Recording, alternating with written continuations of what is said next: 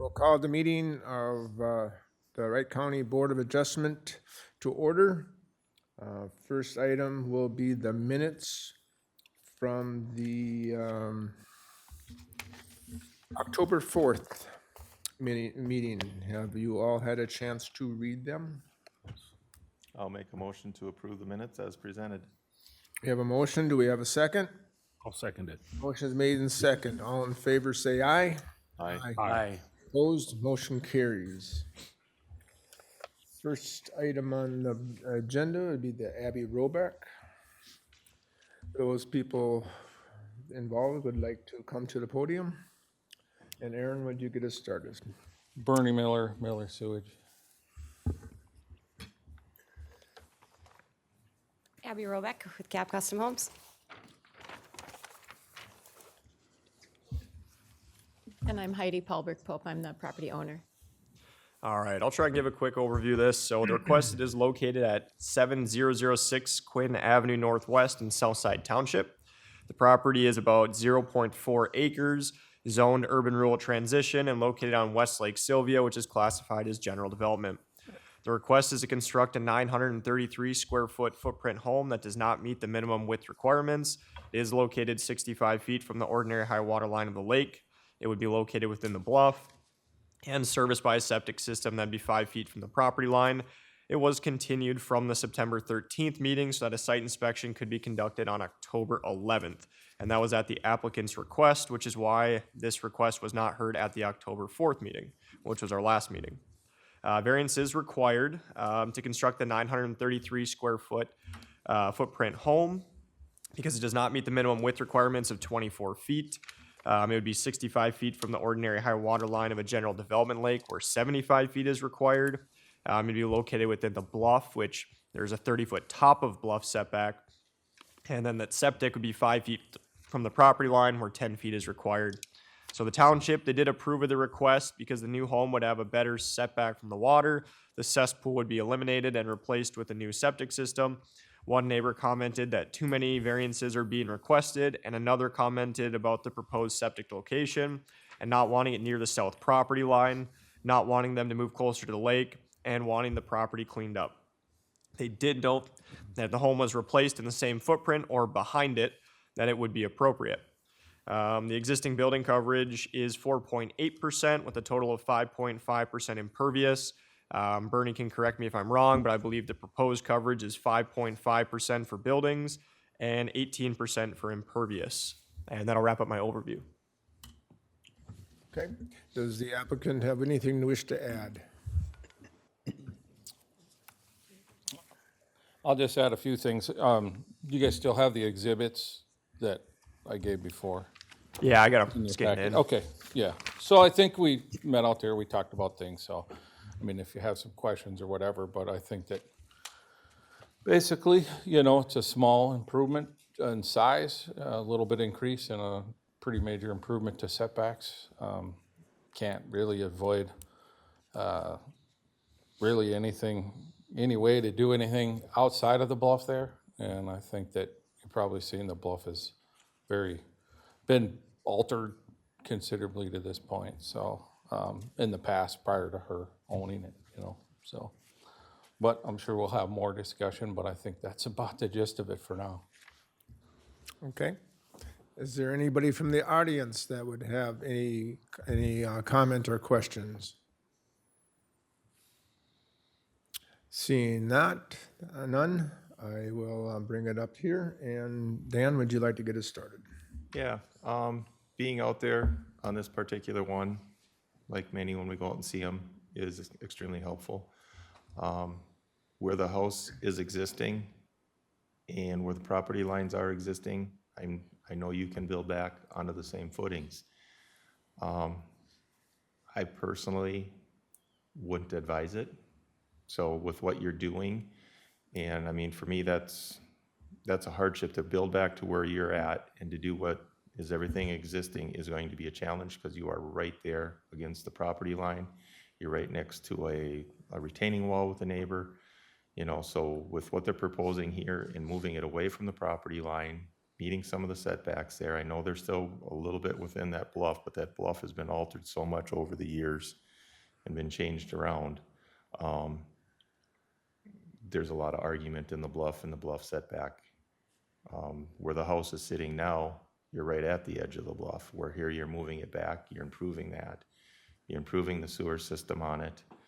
I would like to see, and I know it's within our potential motion, a water plan, you know, for water runoff and rain and that type of thing. I mean, that would be my one concern right now.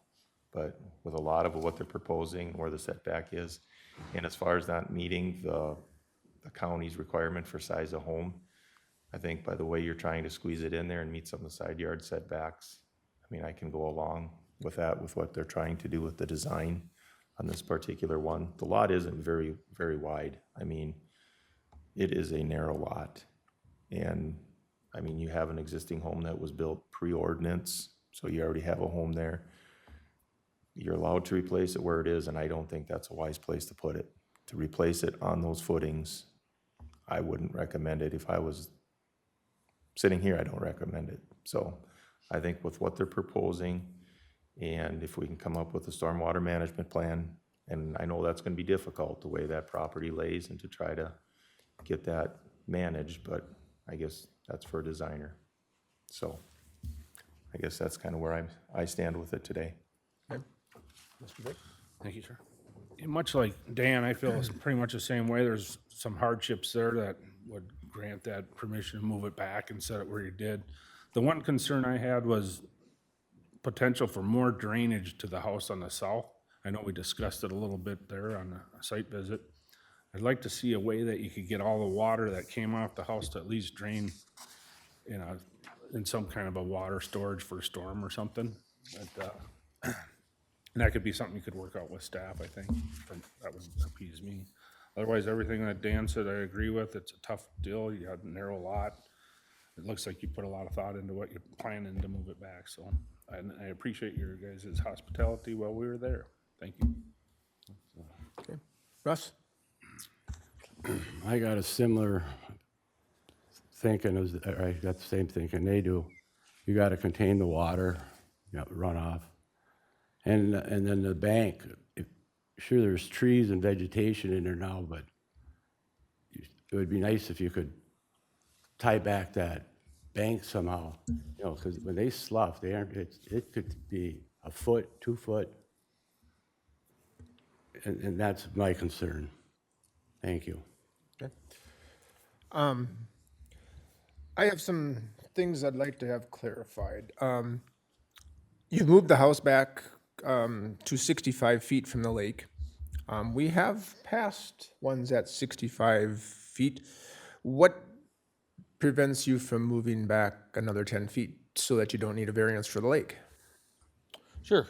Well, when you look at it, so we designed it, you know, the initial house plan they had didn't fit.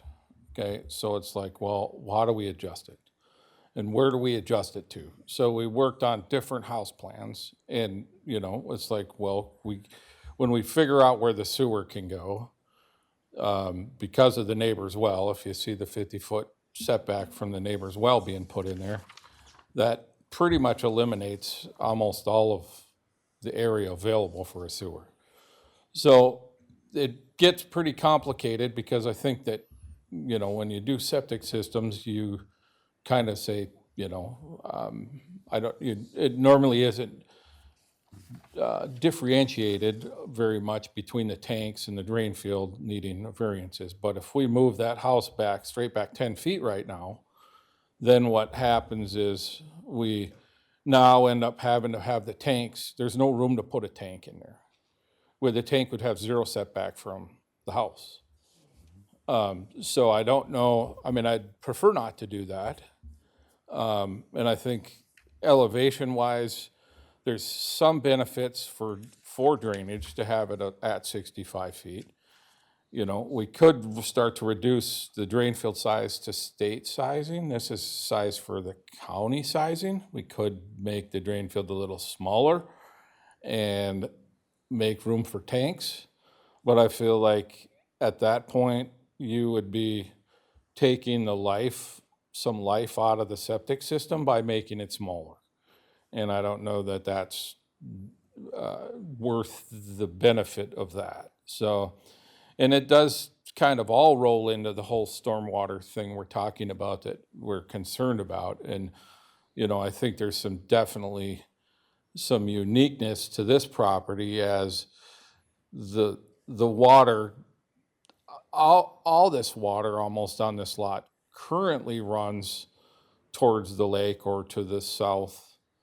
And so, I mean, to be able to capture all the water in this case and keep it on this property is almost impossible, And I think that, I think that there's a lot we can do, but we can't, if the motion was that we contain all the drainage on this property, I don't think that that's gonna be possible. And so it's gonna be difficult, and the more that we push back, it makes it a lot harder, because currently where the house sits, that water can flow down in front of the neighbors to the south house and towards the lake. Okay, if we start getting back further, and all of a sudden it's draining directly towards their house or towards their property more. So I think that there is a pretty big benefit. But there is some things a person can do, but I don't know that we're going to be making, I don't know that moving it back, the benefit of that is offset by, I don't know that there's enough benefit to that. I mean, because we don't have room for a tank, we gotta actually have the tanks be closer. The tanks currently now can work and meet the setback. The drain field can meet the setback from the house. We move back, I don't see how we can get back 10 feet further. I think you can maybe get back a few feet, but everything you move back then alters how the drainage works, and it's gonna make it harder, I think, to make it, at the end of the day, I think it's gonna make the drainage more difficult to accomplish, which means taking out more trees, altering more area to try to make that happen. And so it's kind of a balance of, yeah, we're in a bluff, we don't wanna alter the bluff, but we still gotta manage water. We could do a spectacular job, take all the water off this property, eliminate every tree, grade the whole site, and have nothing left there but deal with the water. Or we do, a fairly decent job and still let some of this water that's, I would say that from the east side of the house, towards where the old house was, that water all drained down in front right to the lake before. We can kind of keep that same situation like that there, and then deal more with the water directly south of the house and not have to affect so much area and disturbance in the bluff. Okay. So, So like the whole septic system, what prevents that moving it closer to the road? well, the drain field has to follow the contour. And so initially you see, if you can see on there's borings 1, 4, 5, 3, that were all down below. Yes. And at that point, we didn't realize that neighbor had drilled a new well behind his garage. It was kind of hidden in there. And then, so we were thinking we could do that, and we could think we could get all the way back to 75 feet, and we could push our drain field back. But, in order to make this drain field work on that steep of a hill, it's already too steep for a type 1 pressure bed. So we have to go to a type 3 because it's over 6% slope. So in that case, we have to follow the contour with the drain field. Otherwise, one end gets too deep, or one end sticking out of the ground 4 feet or whatever. So we have to follow that contour, and that contour doesn't really allow us to adjust it and move it and be able to make it still work. So based on the soils do get a little better as we get up the hill, but not significant. But as you can see, we did a bunch of borings in there, and that's really the only way to do it. The only thing we could do is reduce the size of it, which takes the life out of it. Okay. Since we have a light agenda today, Mr. Miller, if you have the time, could you explain types 1, 2, 3, and 4 just for the board for our review, and explain why type 1, you've started on why type 1 wouldn't work. Okay. And go through that process, just for our review. Gladly. Yeah, so type 1 systems are basically cookie cutter systems. So there's basic design standards you follow that don't deviate from that. You have undisturbed natural soil, basic cookie cutter systems. Like you follow these principles, it's going to work, you size it this way, boom, you just have, you meet all these requirements the state has. So it's very simple, right? It's, mounds, drain fields, trenches, pressure beds, all these systems can be type 1s. So type 2 systems are generally, that's kind of the catch-all of everything else, like holding tanks, floodplains, privies, things like that. So, type 2 kind of isn't just, one thing, it's multiple things just kind of get thrown in there. And I don't know why they did it this way, but it's like, well, where do we put systems in the floodplain? Well, let's just put it under type 2. Okay, but generally speaking, type 2 is like a contained holding tank, and then there's some other stuff like privies, outhouses type stuff added into there in floodplains. Type 3 systems are, they used to be called other systems in the code. So there used to be a standard system was a type 1, and then it became, and actually type 3 and 4 used to be called experimental. And that gave a lot of, there was a lot of stress with realtors and stuff when people are looking at buying a house and you say, well, we can only do an experimental septic system. People didn't like that, And so they changed it to the other system in the code. And if you had disturbed soils, you would be, or you deviated from some rules of the type 1, you could call it a other system. And then the type 4 systems now at that point became performance systems in the old code, which they're performance-based designs that involve some pre-treatment systems that we see lots of times, like multi-flows or ecopods or whatever, so it treats the water.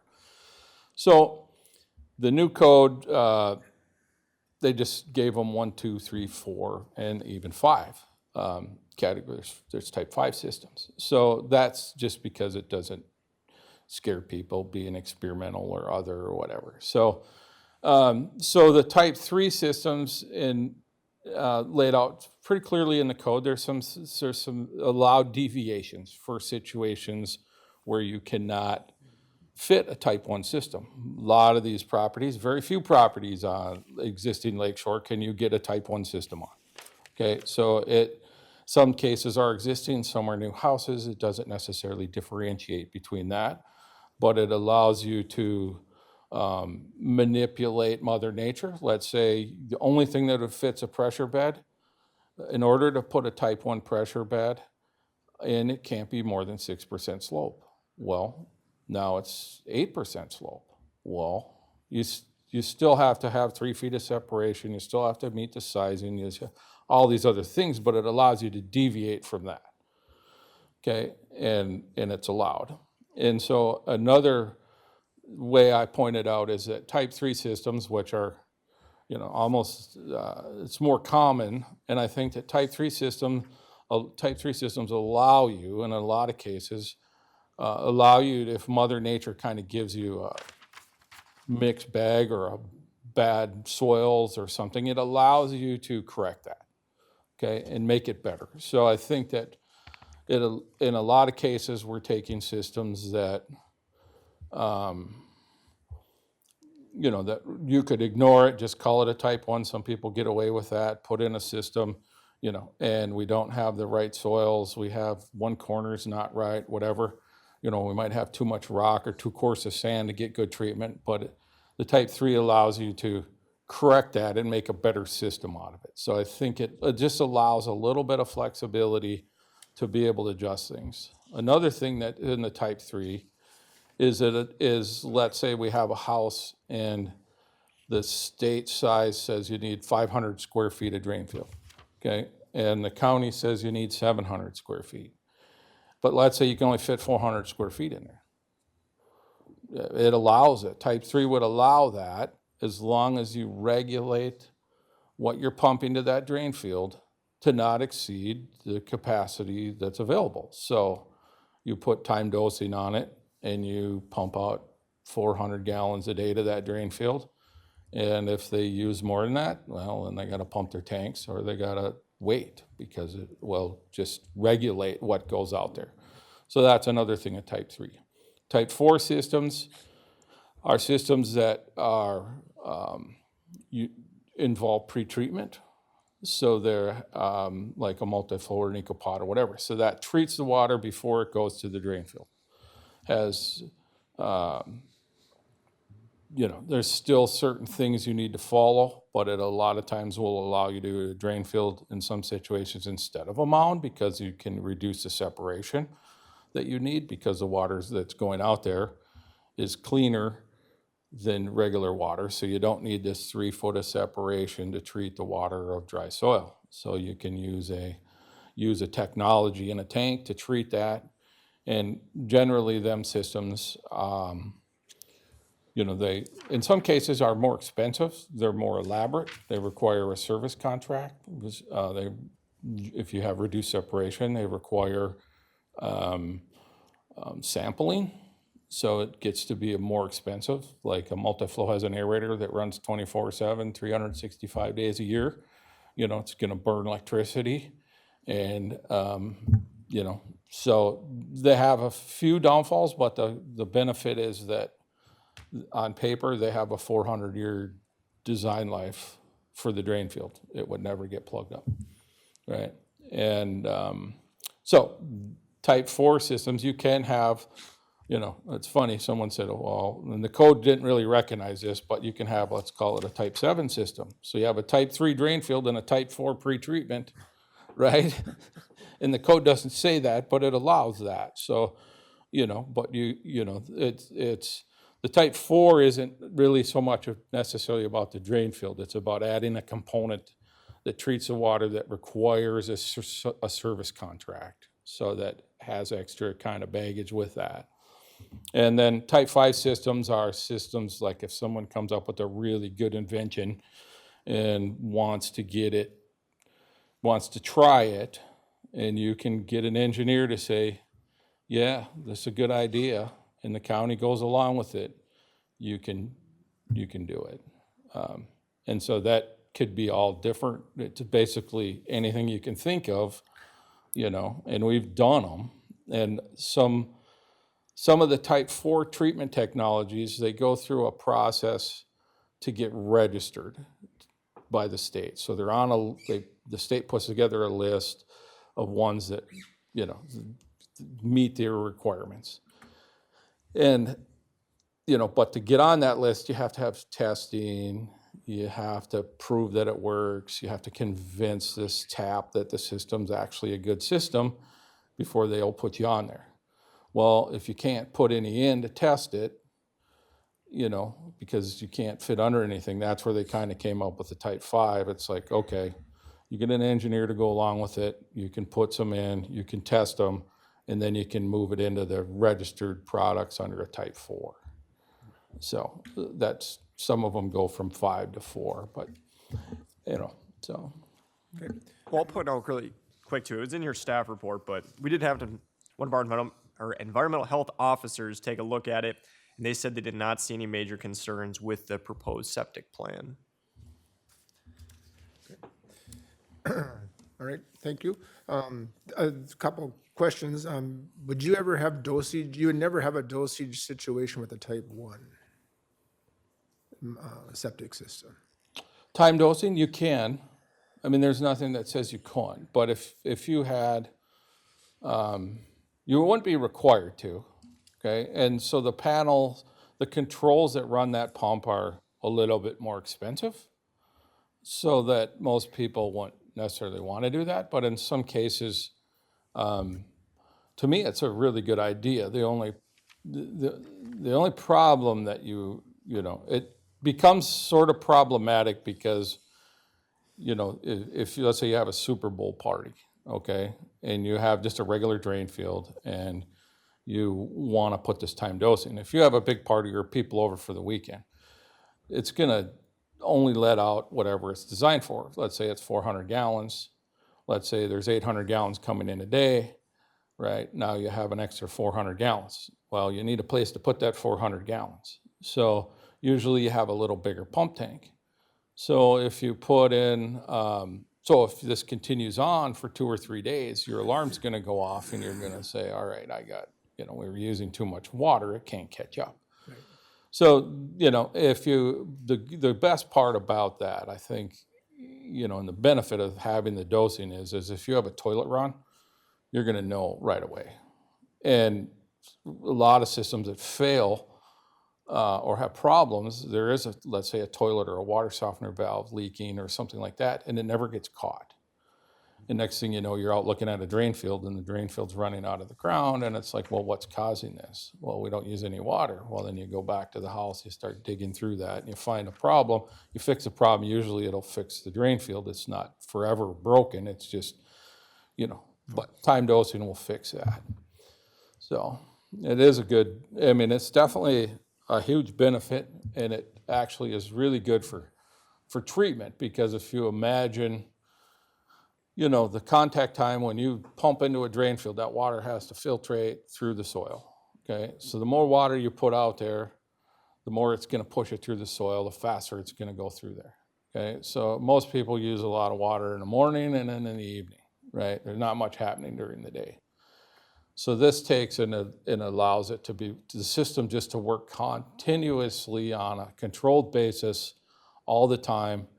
And, if okay, Sunday comes along, you have people over, and now it's time to do laundry, you do 70% of your water use in one day. On a regular system, that just goes through your system right off the bat. Time dosing, it would just regulate it out through the week when you're gone.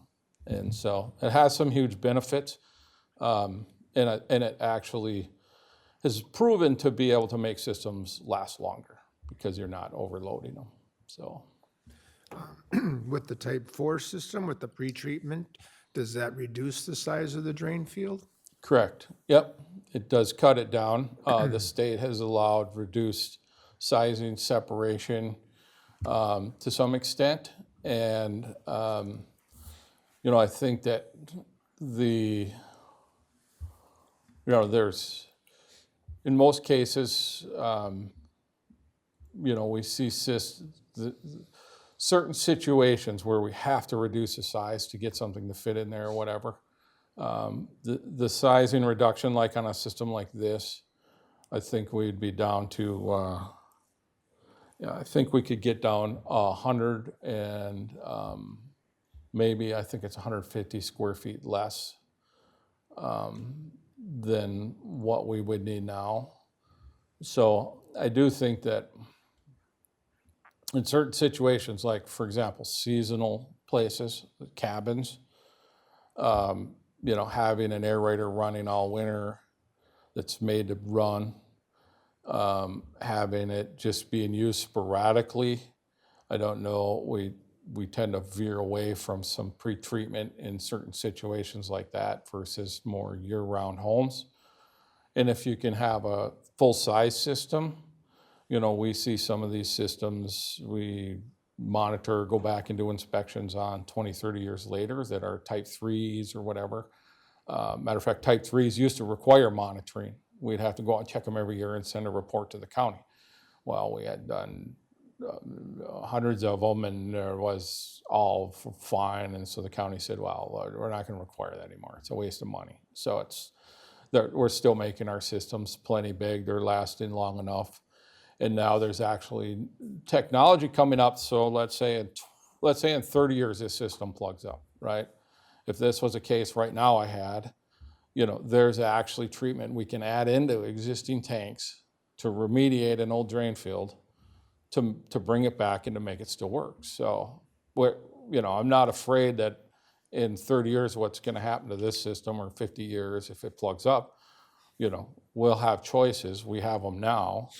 And we can always replace that system drain field in the same spot. But if we make it too small, then the neighbor moves in and puts in a well over there, and all of a sudden I can't make it any bigger, so it's kind of, So, but I think this system, in general, I think this system's a good system. I think it'll be fine. if we thought it needed pretreatment, we would have put pretreatment in there. Pretreatment would add another tank in this case, so we need room for one other tank. So it would make it a little bit more difficult to try to get all that to fit in there, so. All right.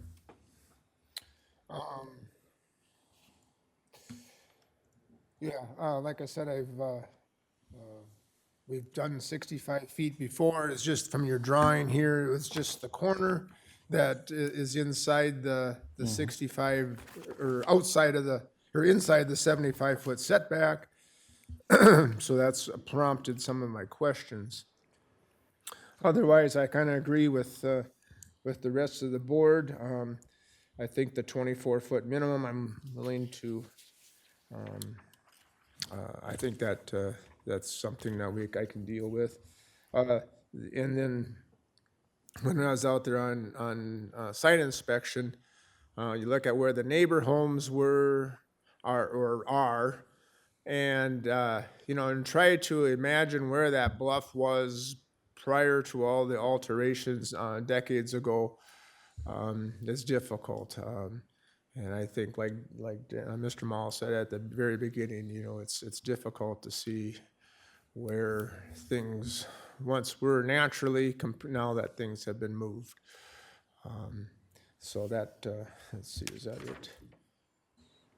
Yeah. I think that is the rest of my, so that's the rest of my comments.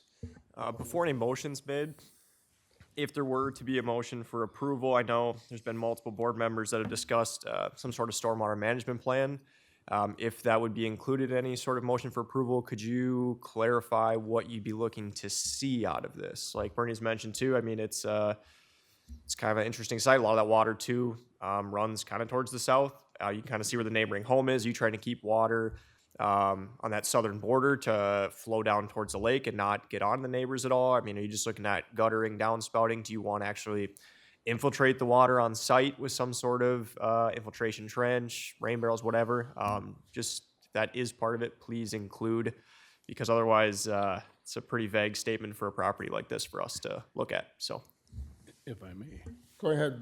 I think we had discussed maybe putting a berm or something down on that end to control water from the neighbor, and maybe a drain tile or something, but I think that's stuff that you've seen are concerned, if you would add that in for the, when he gets the permit. whatever you guys put in your motion, it would just So be you want better, I that- think, for staff in this one to have more of a directive than just a standard stormwater management, because there's a lot of variables in a stormwater management plan. There is. I'm not sure if you guys are wanting it to be treated or infiltrated, on site. If you're wanting it to be just directed towards a lake, not on neighbors, whatever. So, if you guys make the motion with that, please I know have a little bit more directive with it. the topography is pretty flat there, so a drain tile might be a tough with all the existing trees, and we wanted to save a lot of the trees. I know the board felt that way. Real mature, nice trees. I would be okay with a bluff or a little berm there to just to deter the water from going to the neighbors. I don't know how the rest of you guys feel, but that would, I think, suffice it, because moving it back there does make a concern now for that existing house. Where it was, the water would have went to the lake. Drain tile it down to there and try to get it to the road. Is that something that could be done? Well, Mr. Chair, if I can add a few things. So after we had our site visit, I went and looked at another property out there that's looking at doing some stuff, and I've never really seen this before. It never really dawned on me, but it was really appropriate right after this that I seen this. But what they had on their property line was, 10, 12-inch boulders, right? And it wasn't a berm, and it wasn't like you could actually put that in between the trees, and that actually, was a fairly non-invasive way, other than, not building a dirt berm. But that actually did it kept that water going. If it was fairly flat there, it would it would fall to pass the least resistance and wouldn't want to just go right onto the neighbors, and it was something that could be done without ripping up and wrecking all the trees, cutting down all the trees and trying to grade that. And it's something you can still maintain. So I thought it was, might be a really good solution on part of this, where we were down along that fence on the south line where it was like there's, to try to build a berm somewhere in there, that's gonna be difficult. And I do have some concern with, I mean, there's a culvert back at the road. I know that, the water generally, from the road up to the about where this house is gonna be, that's fairly flat.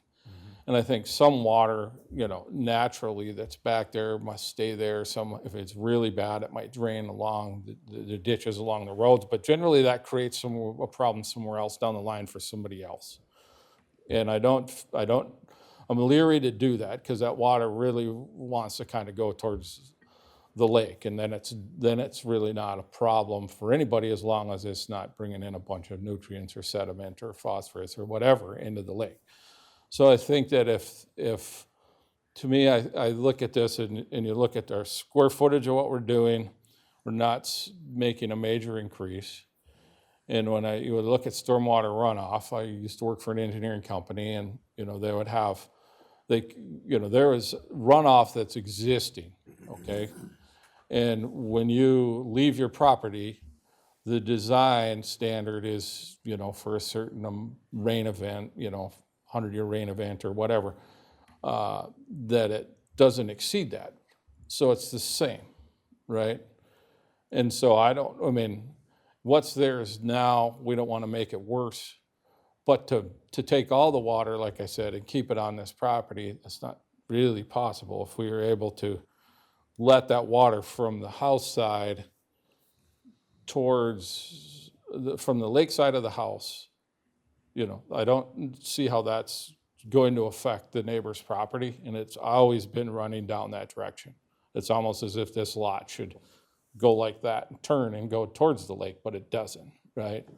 So, and I don't want to, if we concentrate all the water there, like in a tile, then all of a sudden you have this, if you took all your gutters and you put it all in a tile, then it's all going to blow out there in a big rain, that could create more of a problem. So I think that we don't want to make it, I don't know that I don't think we have a drainage problem now. I think there's some walls and some things that were done in there that's kind of like that. And I think that we can make it, we certainly don't want to do anything to make it worse, but we also don't want to take down all the trees and obliterate the whole bluff to try to accomplish some type of drainage. So that's where it's the hard part that I think that I don't know how we. Just for clarification, Bernie, I was thinking more of the house itself, being it's moved back now, it's more close to the neighbor's yard. If just the water that hits the house and comes off the roof, if that could be controlled. I wasn't talking the whole property or nothing. Yeah. I'm thinking we move back there, that's right in line now with that house, and it's not a lot of distance now to the lot line. If we could just get that water maintained and slowed before it hits the lake, that's where I was going. I wasn't going the whole property or nothing. I'm thinking. Yeah, and I think that is possible. Yeah.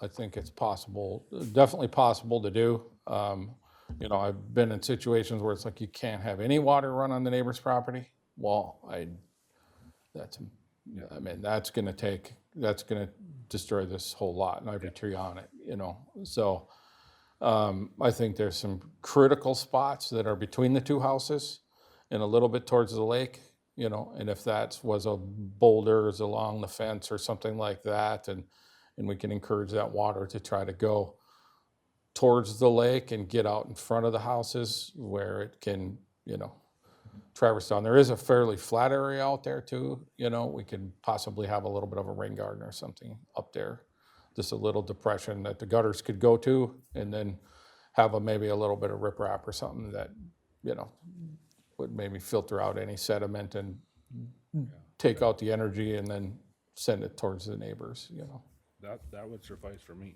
so I don't know how this will work.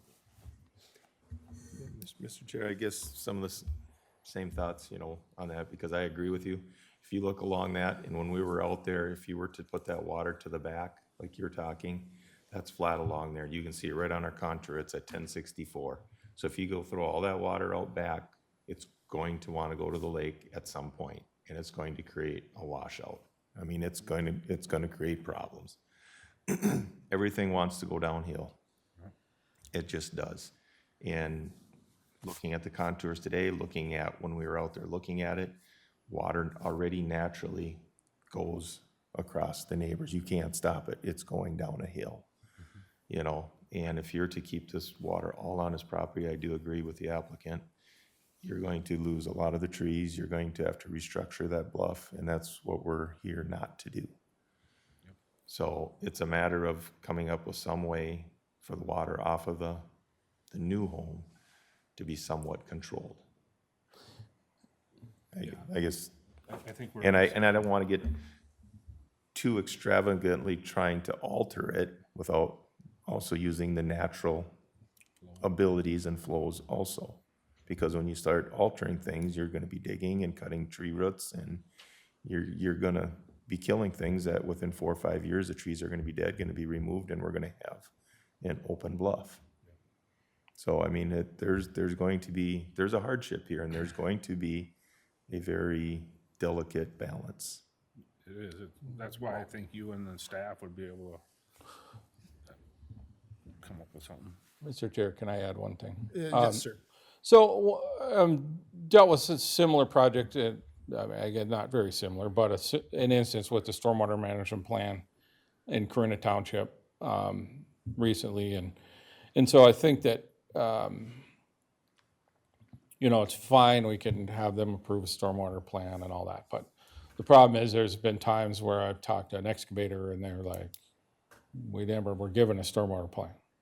You know, what are you talking about? You know, they don't know this, right? In this other case we were working on, they had a landscaper, right? And the landscaper didn't get that plan either. And so we had a retaining wall along a shed that was 5 feet. Shed was 5 feet from the property line, a retaining wall on the property line. He put the gutter down and came right out the retaining wall right on the neighbor's property, right on the line. And it's like, well, you can't do that, you know? So he didn't really follow the plan, but that's what he did and didn't know. But then we had the opportunity because the neighbor complained, and then he had to get the landscaper involved, and the landscapers are really, you know, part of the team to coordinate this, and they have some really good ideas on how to do it, and they're the ones that actually do it. So I think that it's whether it's an excavator or a landscaper, but I think it's appropriate, whatever it is, that needs to be worked through, you know, and that person needs to understand the design and make sure that they have that. And I would prefer, to be honest, sometimes landscaper actually does this design, or we do it together to make sure that, you know, because the one that's building it, you know, if I just draw it, you know, sometimes it gets hard to put all this down on a plan as far as what you're gonna do. They actually have to go out and build it. So I think it's coordinating that effort. You know, it isn't like, you know, and talking to Ben Olson from Corinna, and I don't know if I talked to Aaron, but it's almost like there needs to be the stormwater management is becoming such an issue, and it's relevant. And at some point it may need to be like septic systems, where you need to be, you know, you need to get a permit for it. You need to get, you know, people trained for it. You know, you need to have people certified to do the work and install the work, and it needs to have inspections and get signed off on, and, you know, but I don't know that we're there yet. And, you know, but in certain situations, it's almost like it's an unregulated thing, right? You leave it to the staff, they say, okay, yeah, you have a plan. You know, is that good enough? I don't know. I mean, Well, I can't speak for the contractors, you know, whether or not they actually provide this to the, you know, person who's supposed to do the work. Considering they're the ones who pull the permit, they should have all that as the GC. And I can't speak for when prior to me starting, but I've been following up on stormwater management plans. I'm not an engineer. I'm not a landscaper. I'm not a contractor. But I can kind of roughly read on paper if they've at least done something. So at least it's better than nothing. Same thing, if a stormwater management plan gets approved in this case, you guys direct us that, and we want to just make sure that the water from the new home is directed or diverted so it doesn't appear to be impacting the guys straight to the south, right? We go out there, it sure looks to be that case. We don't get complaints. That satisfies your guys' you know, requirement, so. Yeah, I definitely don't want to cause a problem for the neighbor. That's what I'm looking to avoid, so. Yep, we've been holding off on, like, at least for sure closing out permits. I put reminders on these just to verify if it's stormwater management or you got to remove impervious, that kind of stuff. Once I leave, I can't speak for what they do after that, but at least it's something. Well, and then Mr. Miller, with the well being right there too, you don't want water running toward, surface water running toward the well either, do you? Well, technically that's, that's grouted casing and whatever. I mean, it can be just raised up 6 inches so the water goes around it. It's not as big of a deal, but, I mean, if it was an old well or something like that, yeah, it would be some concern, but it is an obstacle that's in the way. And, so it does make it a little more difficult. There's not a lot of choices where a person can put a well on this property now. So, I mean, it may be able to be adjusted slightly one way or another. But where it's out where it's never going to affect someone else's septic system in the future. I don't foresee how that can do that. So, yeah, I don't know. I think that how Aaron said that about the stormwater management. I think that in most cases that's worked well. I've had a customer call me and they had a Ring doorbell and they're like, they got a notification someone was there, and there it was probably 5-6 years ago, and Barry was out there checking to see if they put in their rain gardens and making sure they did what they were supposed to and checking in on it after you guys approved it. So, if that falls up, and again, there's no complaint, that's fine. But in a case like this, I'm just concerned that there's no way we can, I'm not saying it was impossible to stop all the water from going onto the neighbor's property, but generally they don't want that, and we don't want to. But in this case, it's going to do my whole point was it's going to do way more damage to the bluff and everything else than it's worth. I mean, that water's been going there. I don't know if there's conditions when they develop lots, but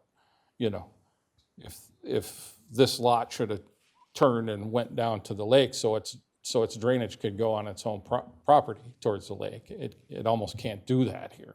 You know what I mean? And we didn't create this lot, and it is what it is. So we just have to deal with it. Just so that is on the record and understanding that we are, this is going to be impossible without obliterating everything there to control that water. But it should have no effect on the neighbor's property the way I don't think there's really anything out there that it would affect it, as long as we don't make it. We just don't want to make it anything any worse than the condition it is now. Make it better if we can, or at least equal. Okay. So board, what's your direction? I'll make a motion to approve the request to construct a 933 square footprint home that does not meet minimum width requirements, that is located 65 feet from the ordinary high water mark of the lake and located within the bluff. The septic would be 5 feet from the property line.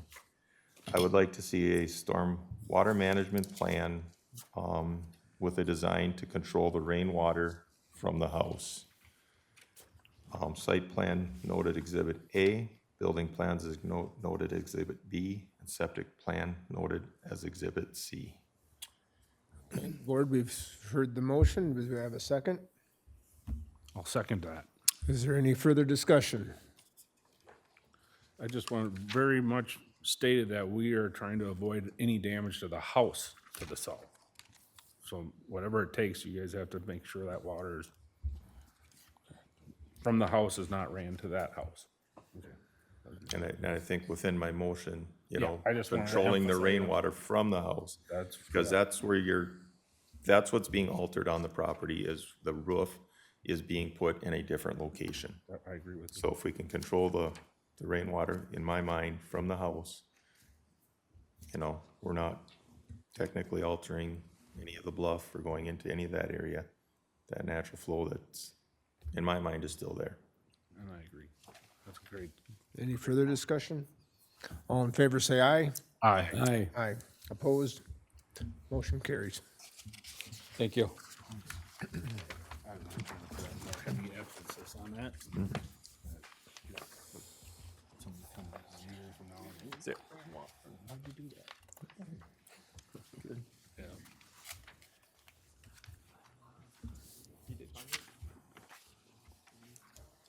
I can pull it up, otherwise we've got a document here. I think it's all good discussion. It helps from it, to but- show where we're at on that. All right. Next item, Aaron Weiss. Morning. State your name for the record. Yep, my name is Aaron Weiss. I'm from South Haven. All right, I'm gonna give a brief overview here. So, this request is located at 10912 Oliver Avenue Northwest in Southside Township. The property is 12.54 acres, zone general agriculture. In 2020, the Board of Adjustment approved an 8-foot by 38-foot covered porch. That would be 118 feet from the center line of the road, but that variance was not acted upon, and it's since expired. Also in 2024, Planning Commission approved an interim use permit to operate a non-commercial contractor's yard out there. As far as this request goes, it is the same exact request, and the plan up front is the same exact plan submitted as part of 2020. It's to construct a 8-foot by 38-foot covered porch addition to the existing dwelling. The plan that initially was submitted and approved was 118 feet from the center line of the county road. Variance is required to construct that because the county road setback is 130 feet. So I didn't receive any responses from the public. I didn't get anything from the township. What I did do is I did provide the board the 2020 approval that they had. And I believe you might want to speak on behalf of the township because you did speak with them. They just never got us information. Right, yeah, so I reached out to Carmen Merrill at Southside in regards to coming in here and seeing what I needed to redo, if I needed to go before the Southside board again, just to get everything rolling. And she just says that there's no reason for Southside to review since nothing has changed with the request. She sent that via email. I just found it while we were sitting here. So sorry for for not having that ready, but yeah, she said go ahead with your permit. So that's kind of where it stands with Southside. Again, nothing has changed with the original plans from 2020. Yeah, it's just And could you forward me that email too? yep. Okay, I don't see it in my inbox yet, so Oh, just okay. a heads up. Thanks. Yep, sure will, Aaron. Okay. Do you have anything else to add about the project? Not so much. I haven't talked to an architect or any engineers or anything like that, so I don't have any specific specs as far as attaching to the current house. But just the rough general drawing is available, I think, if Aaron has it. It's a pretty straightforward project, ledger board on the bottom, so I'd start with the deck part and then work with an engineer or an architect from there to establish what kind of posts we need to support the roof structure. And then this I found from the assessors. This is the front of the house, correct? Yep. Okay, so it'd be going on there. So the idea with the project is this is from the road. We'd like to visually improve that gable side. It's kind of an eyesore. There's no roof overhang or anything like that. So it's an old house, and we'd just like to have a space that we could use out on the roadside there. But pretty straightforward build as far as I'm concerned. But hopefully you guys agree.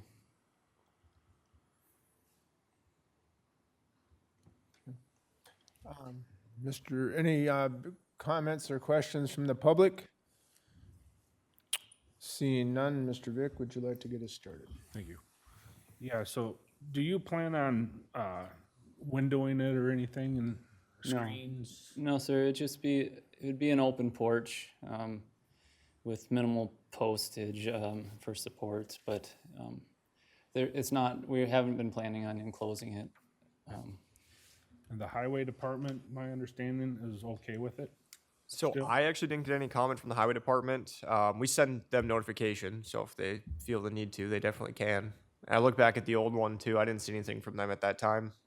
So I believe I was okay with it the last time. So I other than townships approved, the highway department's approved, you're not planning on screening it, I have nothing really to add then after that. Okay. Russ? I have no questions either. If it was approved back ways, I think everything has been discussed. If you aren't changing anything. Yeah, Okay. we're gonna proceed with this plan. Yeah, there's nothing really that we had for changes. Satisfied with your answer. Dan? Yeah, I guess previously I approved it, but I did, in the previous minutes, I did clarify that I do not want it enclosed. I mean, that completely changes everything that we're talking about as far as just an open porch, you know, for an add-on for sit underneath the rain and look out, I'm okay with. I don't want it to be enclosed at all, so. All right. And, yeah, I agree with my board members. So then, do you, board members, do you have a motion? I'll make a motion to approve the request to construct a 8x38 covered porch addition to the existing dwelling, 118 feet from the center line of the county road. Site plan noted as Exhibit A and building plan as Exhibit B, with a note that not to be enclosed. Okay, is there a second? I'll second it. Motion made and seconded. Any further discussion? Hearing none, all in favor say aye. Aye. Aye. Opposed, motion carries. Thank you.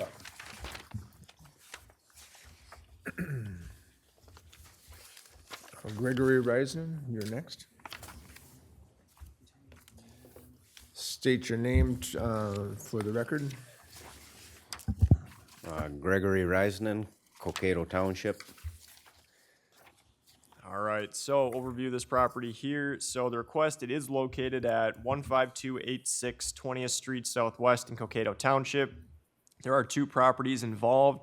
We've got PID 205-000-094-201, which is 32.75 acres. I believe that is the applicant's property.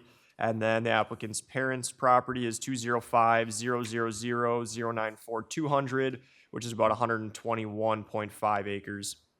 So in 2019, the Board of Adjustment, they did approve an access strip, an additional 15 acres to the existing 14.63 acre home site. I've got the 2019 approval pulled up just so you guys can see that. This specific request is to add 34.25 acres from that parcel 205-000-094-200 to Mr. Reisman's parcel 205-000-094-201, which is that existing 32.75 acre entitlement division. So a variance is required to add that 34.25 acres because it's already an existing 32.75 acre entitlement division, which exceeds the 10 acre maximum, but it's also not a full quarter. It's not right on public road frontage, having that full, road frontage required. So the township, they did approve of the transfer of approximately 34 acres as its own parcel to be owned with 205-000-094-201, and they had noted that any restriction put on landlocked parcels would remain restricted while the land is landlocked. There's no additional written responses from the public submitted. Basically, if they were to get the approval to purchase this 34 acres or so, it would have to be owned in common. We would do it typically with an administrative order to Mr. Reisenen's 32.75 acre piece, just because it is landlocked as it would currently sit. So that'll wrap up my overview. If you have anything else, let me know. I think I have prime soils and then some topography as well. So. All right. Applicant have anything they'd like to add? No, not really. It hasn't been surveyed, so I guess the 34 is not exact, but it should be pretty close, or the number that Aaron has there. Okay. Is there anybody from the public that would like to speak? I see we have a couple township officials.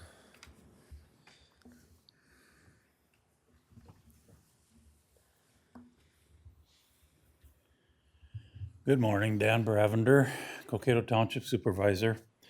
We did view this request, and it seemed like it was a good request between family members. There's a couple things that we were dealing with. One was entitlements. How are they going to be affected, and where are they going to be? Because right now with the current entitlements, we really didn't want to see anything lost on that if possible, as far as entitlements go. And secondly, it's Greg's parents, and there is a hardship here for taking care of a family member. So that's kind of one of the reasons for the sale. And that was what he had told us at the township meeting. we did approve it, and we think it's a good plan. I'll just jump in based on entitlement purposes. So if this were to be attached, the applicant and myself did speak. As of now, there would be no entitlement placed up there. You only have enough road frontage for one parcel anyways, based on the access strip, so it's not really reasonable or not a big purpose to do that. The southern portion wouldn't lose any. Whatever it has now is what it would remain. So And I think the main thought was if we get down the road 10, 20, 30 years, if I get the opportunity to buy more land, that at that point, you know, if I say I bought the 40 straight south of there at some point, that if I or somebody at some point wanted to have the opportunity to be able to build back there at that time. I don't know if that's reasonable, but kind of like Dan said, we don't really, there's still 3 for sure, 4 building entitlements on this property of my parents, and we don't want to lose any of that.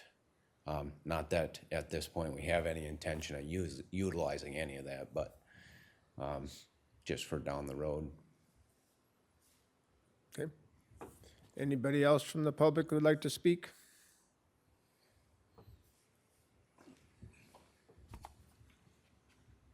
Dean Walstead, Coquito Township Supervisor. If I could just reserve, if you'd be so kind, if there is a question, I would rise to speak to that if it does arise. Right. Seeing no one other public, we'll bring it up here, and Russ, we'll get you started with Russ. So what I understand is you're adding these acres basically to expand your farming, keep it an ag, I should say. Yeah, basically I don't have any intentions of changing anything. It's been farmed my whole life, and basically the piece that I own right now is a pretty small tillable, maybe 10 acres or so, maybe a little more, and basically adding this, they're kind of attached with a runway to between the two heading west, and at some point it'd be kind of my dream to have a little bit of a farm, and I help a neighbor farmer right now, and at some point it's mostly a financial thing. Getting into farming costs a lot of money as far as equipment and overhead, and but it would be fun to be able to do my own little acreage with my kids at some point, and this would kind of help to give me the opportunity at some point down the road to be able to go and plant our own crops on there. So, and I mean, in a sense, they are our family's crops, but it's rented out currently. So it'll be quite, if you decide to pursue the farming career, you got to start. It's a kind of you got to add more acres yet. You aren't gonna. Yeah, basically, it's pretty tough to go buy the equipment to do my current 9 acres that I own, or 10. And just, yeah, it's something that's not really available to do today, but in the near future, hopefully, would have that opportunity, and this would help. Thank you. Okay. Dan? Yeah, Dan brought up, and that's one of the criteria we have, is a practical difficulty. And is this something you're buying from family members to be able to help them out with their retirement, or? Yeah, basically. I mean, that's part of it. That's part of it. And then obviously it's ever since I bought the home place, that's been kind of the hope is that, yeah, I'd get the opportunity to buy more as they're willing to sell. And as I'm able to buy, it doesn't mean it's a guarantee, obviously, just with my own, whatever, family, raising my own family. It's not, if I was able and they were willing to sell more, I'd probably be trying to buy more. But at this point, it's like, well, that's the chunk that makes the most sense for them to sell. And with the building entitlements, if they want to keep them, that makes sense to keep them by the road. So.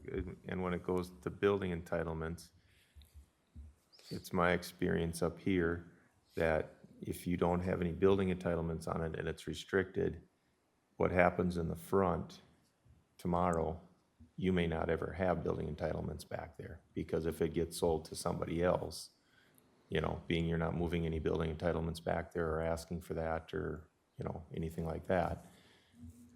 You know as well as I do. Yeah, Things happen in which, families and the property in the front could get sold and building entitlements go with that if we're not.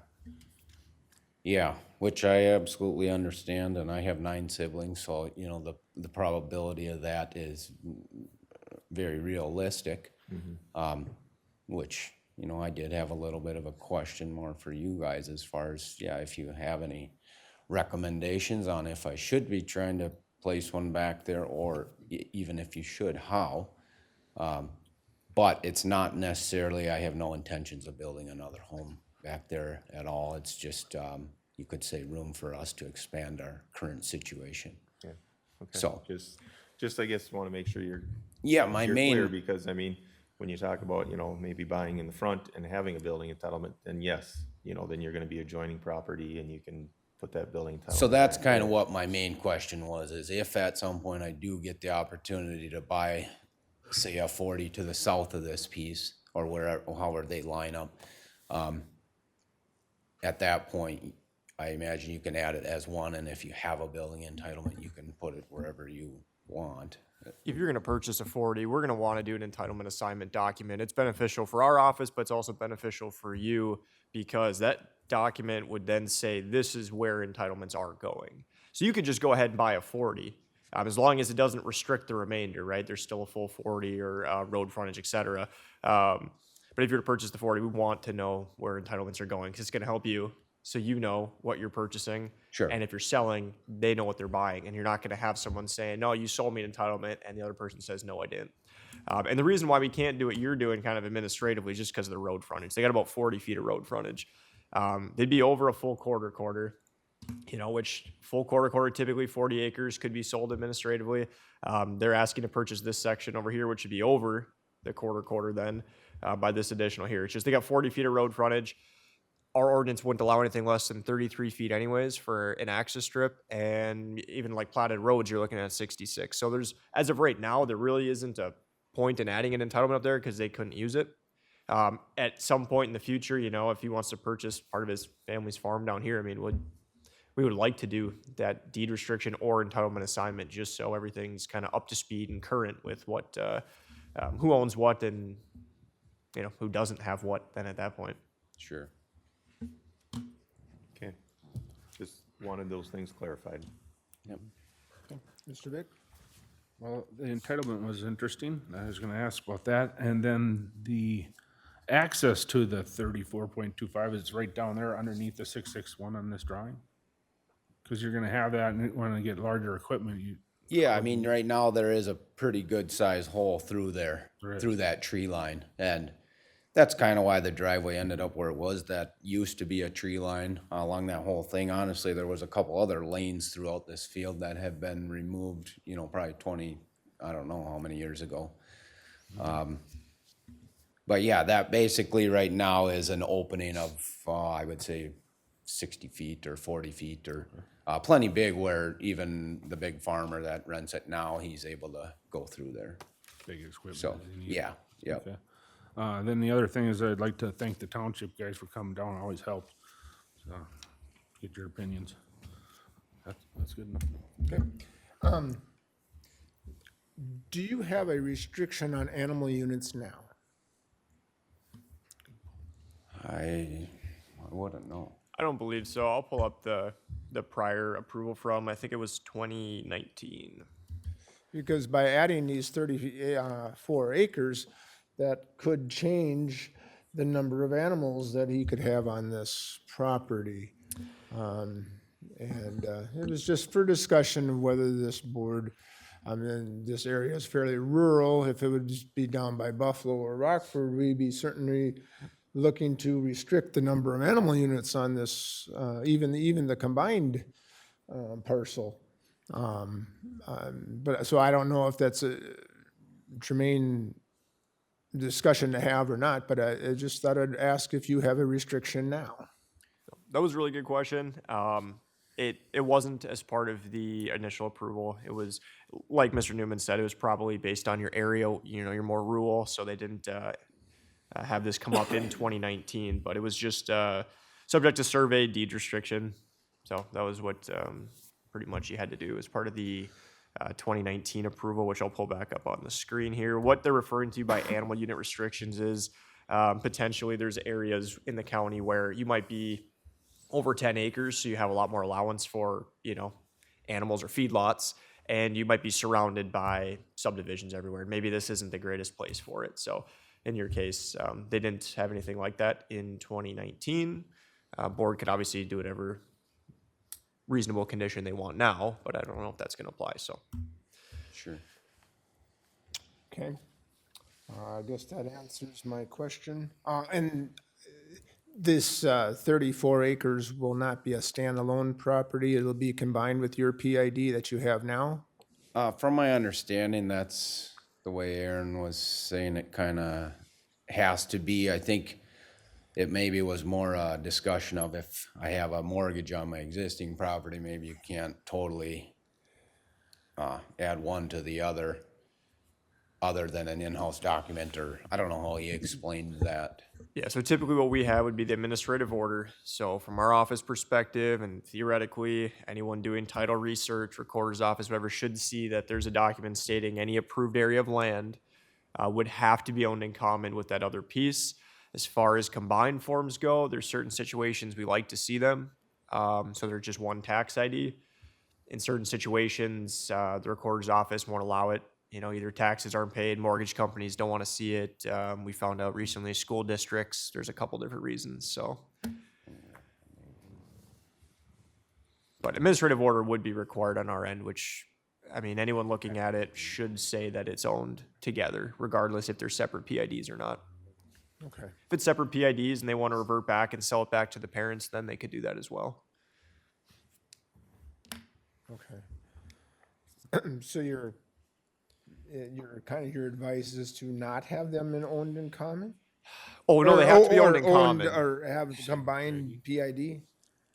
I generally like to see everything under one parcel ID, makes it cleaner, but at the same time, there's nothing saying we can require it really either in this case. You can't always do it. Yep. It's hard to say you have to do it without us doing a little bit more. You might have a mortgage company won't allow it. I see. Okay. There's a handful of reasons we can't. Yep.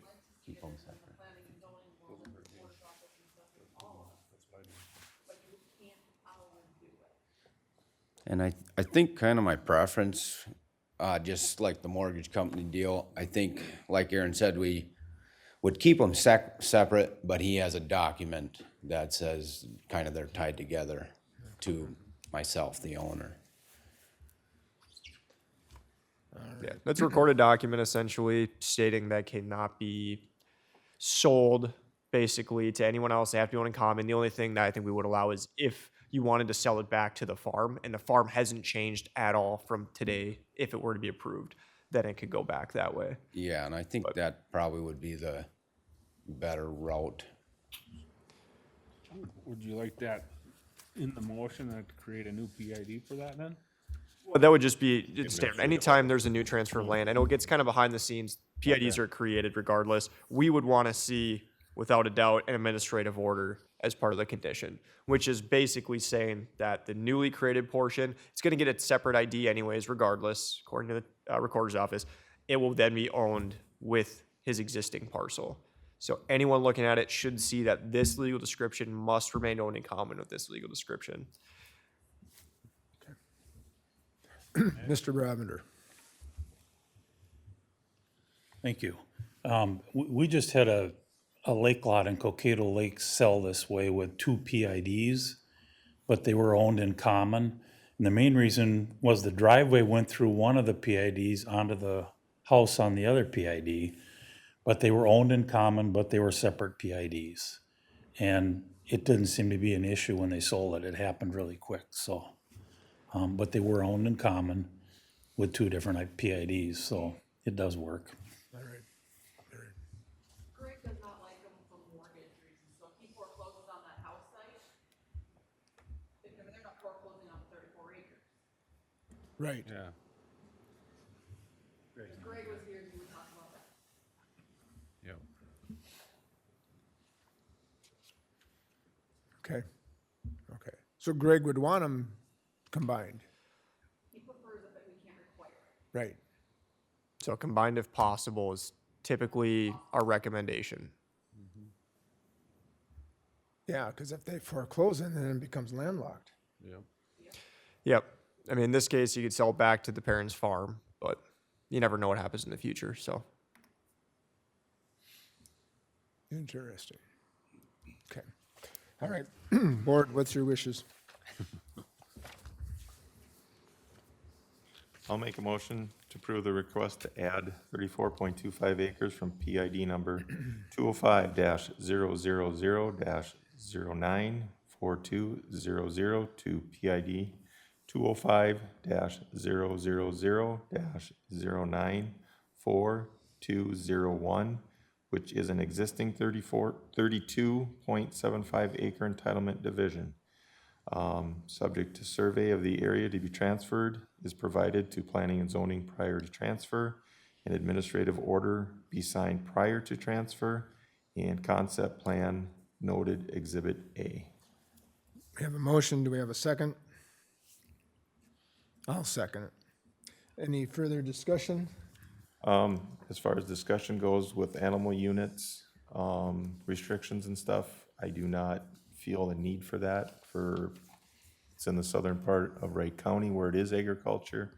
There's enough land there that if he wants to build buildings and start a beef herd or something like that, he has that opportunity. He has land for pasture to well accommodate, so I do not feel a need, and that's why I didn't put it in the motion for a restriction. Okay, is there any further discussion?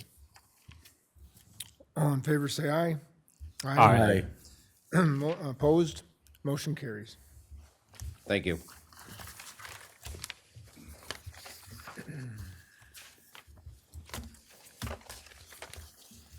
Do you want to review the 25 calendar or not, or later, a different meeting? We could close the meeting and then discuss it. So, because we're not actually making any approval for calendar dates, just discussion after, so if you Okay. want to close it. We have a motion to adjourn?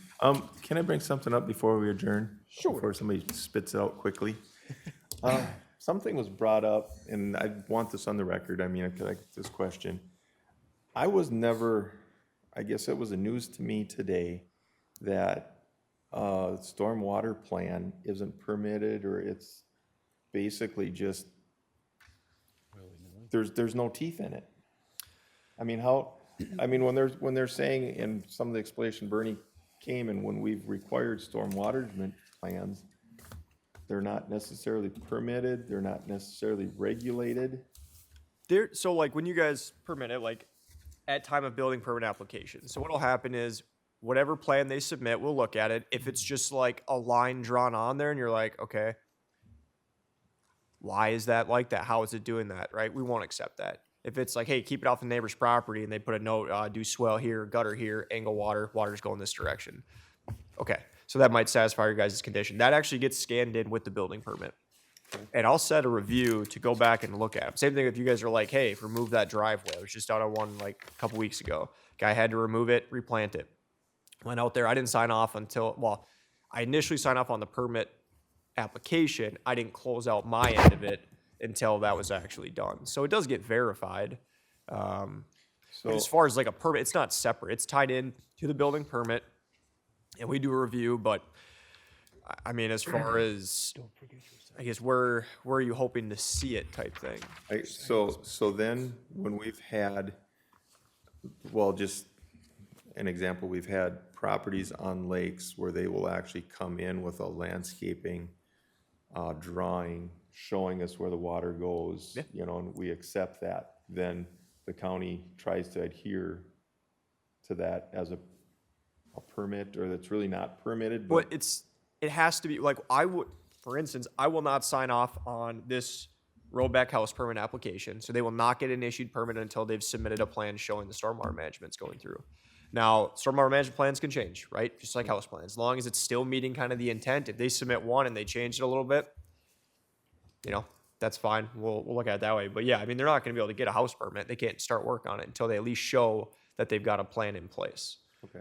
So, I mean, there's probably better ways to do certain things. I don't know if we have the time allocation and, really the qualifications to look at every plan and say, based off these numbers here, all this and this and that.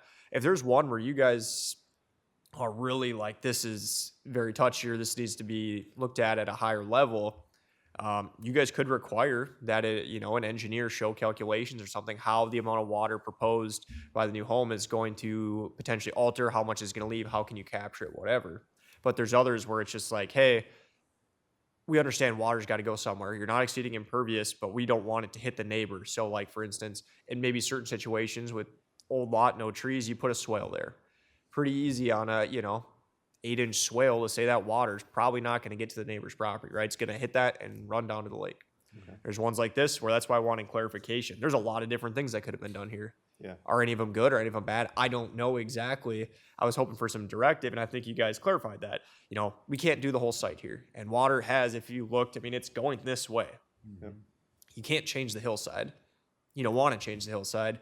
But if you can take the water off the new home and at least keep that from hitting the guy's house and put it back to where water's continually or has been flowing, yeah, I would say that's, beneficial.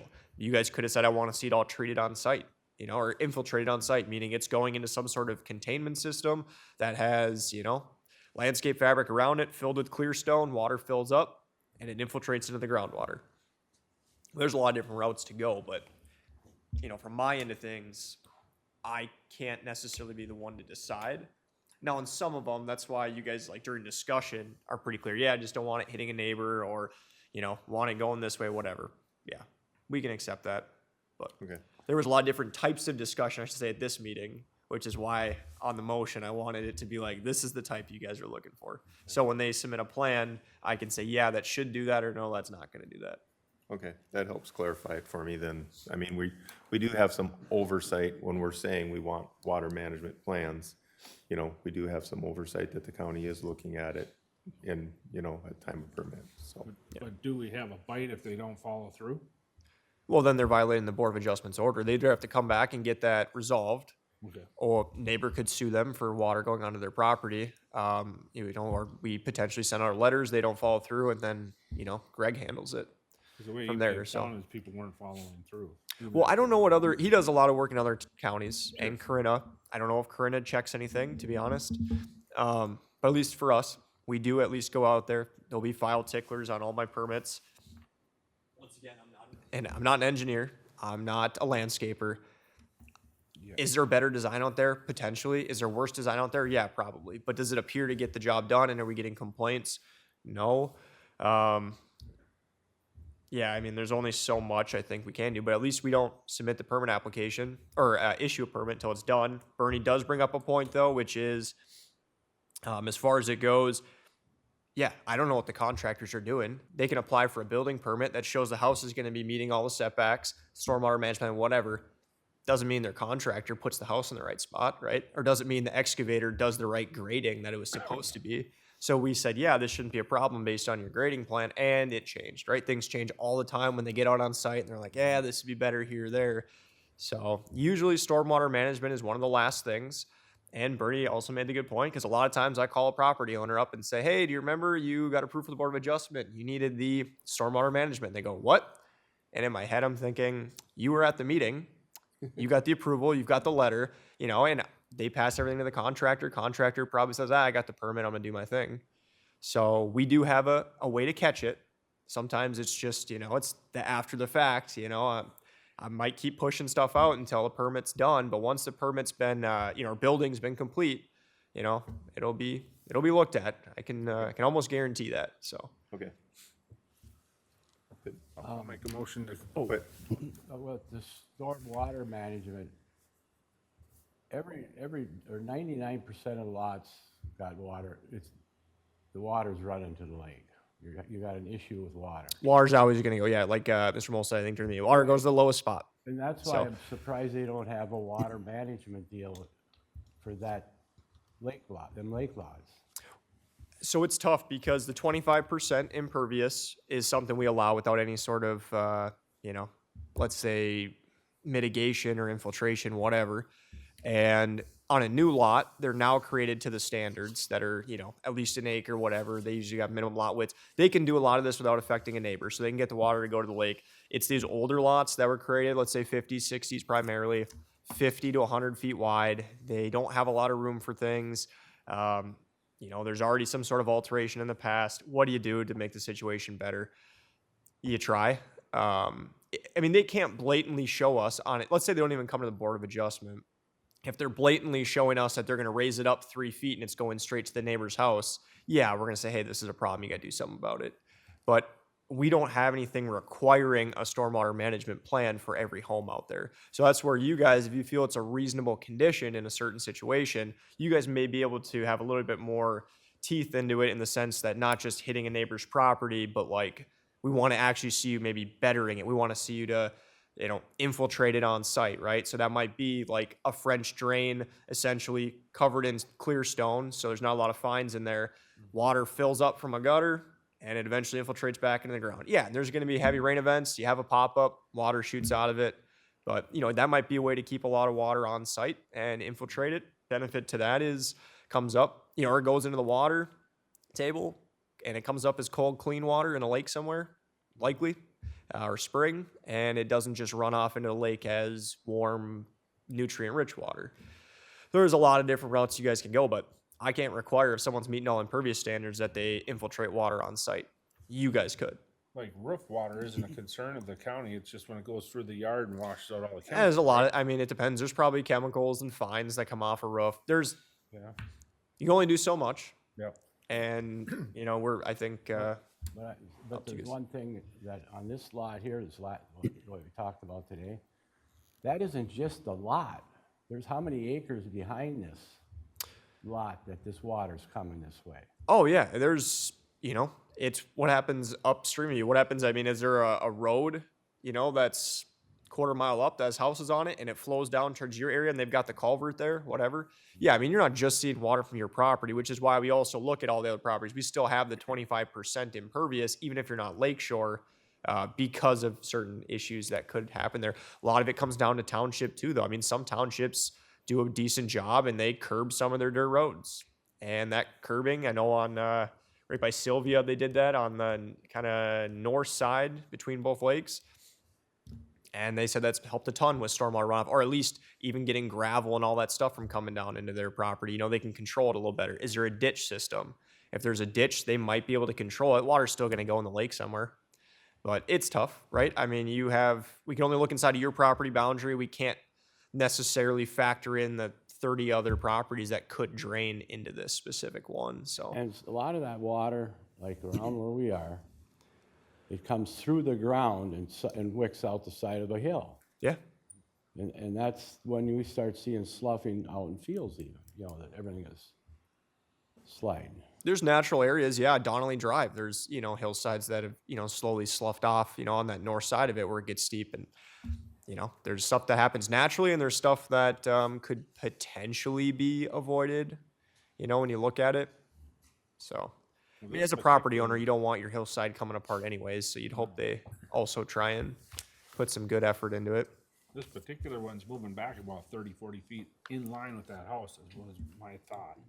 Now you're losing 20 feet of property, and the house is moving back, where it was all drained to the lake before, but now you just pushed it back here and draining. So if you went to the 75, it'd have been even worse.